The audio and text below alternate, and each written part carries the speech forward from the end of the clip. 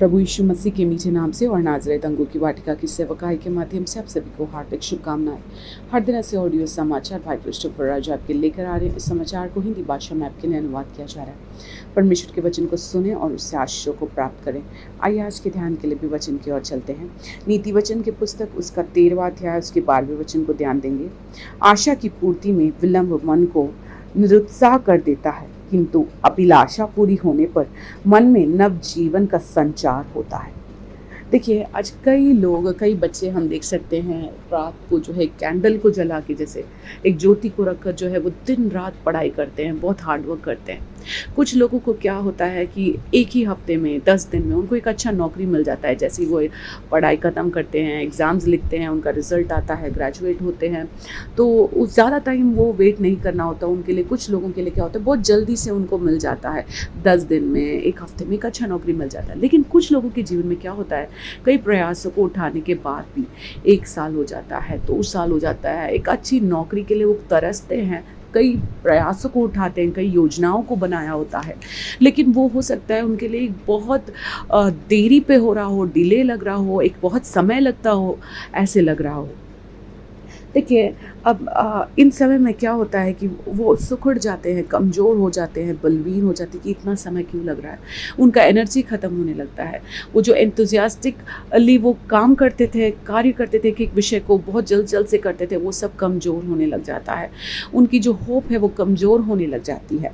देखिए, ये waiting period जो है, ये इंतज़ार का जो समय है, ये वो समय जो है सबसे एक बड़ा कमज़ोर करना सुखाड़ने जैसा एक समय है। देखिए, वो क्या करता है, हमारे जीवन में जो एनर्जी बची होती है वो भी ले लेता है।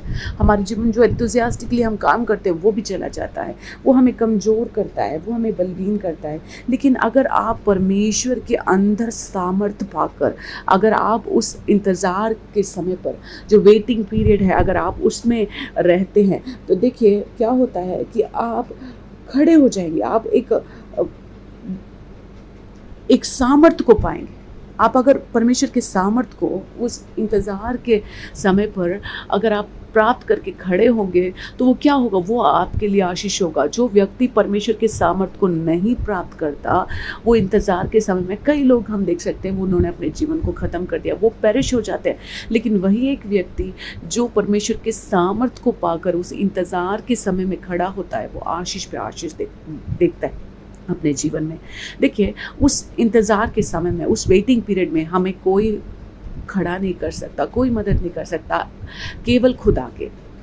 तो आइए, अगर हो सकता है आज आपकी परिस्थिति में किसी एक विषय के लिए, किसी एक आशीष के लिए आप प्रार्थना कर रहे हैं और इंतज़ार के समय में हैं, तो परमेश्वर के अंदर इंतज़ार कीजिए, उससे सामर्थ्य को प्राप्त कीजिए, उससे स्ट्रेंथ को प्राप्त कीजिए आप, और आशीष पे आशीष, एक बेदारी पे बेदारी, एक सामर्थ्य पे सामर्थ्य आप प्राप्त कीजिए उससे, और आगे बढ़ते जाइए। देखिए, वचन कैसा कहता है कि किंतु जो अभिलाषा जैसे पूरी होती है तो मन में नवजीवन का संचार होता है, वैसे आपकी जो इच्छाएं हैं वो पूरी होते हुए एक नव जीवन का संचार होने जैसे आप अनुभव को आप अपने जीवन में देखेंगे। ऐसे अनुभव को अपने जीवन में देखेंगे। उस पे सामर्थ्य पाइए, खुदा पे सामर्थ्य पाइए, और आशीषों पे आशीष देखिए। आइए प्रार्थना की ओर चलते हैं। जो तुझे पिता प्रभु परमेश्वर, एक अच्छे वचन को तूने दिया, ये वचन तेरे लोगों के जीवन में बदलाव लेकर आए। हम प्रार्थना करते हैं, आज जो भी वचन सुन रहे हैं, इंतजार कर रहे हैं, प्रभु उनको तू देख। उनके बच्चे के आशीष के लिए अगर वो इंतजार कर रहे हैं, तो प्रभु उनको आशीष दे, वो आशा उनकी पूरी हो। प्रभु, हम प्रार्थना करते हैं, जो भी प्रभु कर्ज के दबाव में है, शराब नशे से प्रभु एडिक्टेड है, हम प्रार्थना करते हैं तू उनको छुड़ा तेरे सामर्थी हाथों से। एक एक के जीवन में अद्भुत कार्य कर, समर्पित करते हैं प्रभु। धन्यवाद देते हैं, यीशु मसीह के नाम से हम मांगते हैं, आमीन। प्रभु आपके साथ सदा रहे और आपको सुरक्षित रखे। धन्यवाद।